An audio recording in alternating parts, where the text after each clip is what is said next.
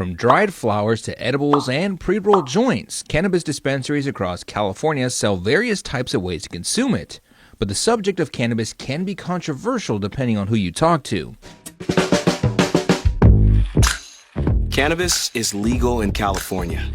To ensure products that reach the shelves are safe, the Department of Cannabis Control has a number of licensed labs to conduct tests on the products. I got a chance to talk to one of the labs partners with the DCC, co-founder and CEO of Infinite Chemical Analysis Labs, Josh Sweeter. He explains some of their findings at his labs. So you can start back about a year or two ago when the LA Times article was released, and looking at different products on the shelf and focusing primarily on the DCC's list and seeing that there was products on the shelf failing for even the things that were supposed to be screened for. A lot of those samples had alarming numbers of pesticides and alarming concentrations, as in definitely something that's way over any prescribed action level that the state of California determined should be the action level for that pesticide to be sold. But why is it alarming in the first place? Why it's so alarming is just, first of all, if the state's requiring testing on these products and that much is making it onto the shelf that's failing its own internal testing protocol, then we have a problem either with producers, with labs, with somewhere along the line there's something broken in the chain that the product is making it to the consumers unsafe. To put that message into perspective, Sweeter explains some of the data they've discovered. So we are seeing the changes of that, and you do see it as in eliminating. I mean, back in 2018, 17, I had a shelf study showing 80% of the samples failed for the DCC list, as in multiple pesticides. I mean, some of the stuff in the recent, we would find 13 pesticides up to 2,000 times the action level. So that is alarming, and it's just it's one of those things that the public should know.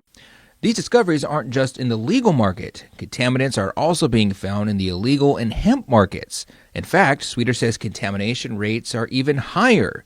It's for this reason that companies are putting more emphasis on testing to provide more safe products. Well, you can find trusted brands and retailers, or brands mostly, the brands that produce product, and they are holding themselves to a higher standard. And what I mean by that is they are doing additional screening. They're making sure that their product is the safest to consume.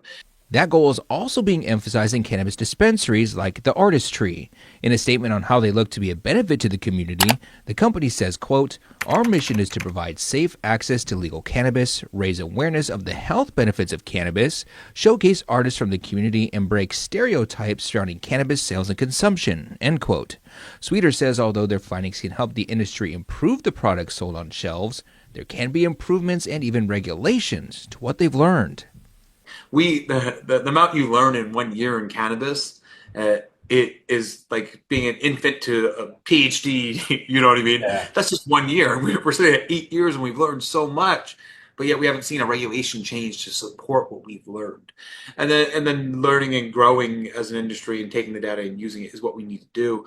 So it needs to not just be stagnant regulations, but actually holding these regulations to a higher standard. And that's what I think we need to do as an industry is kind of move and grow with it.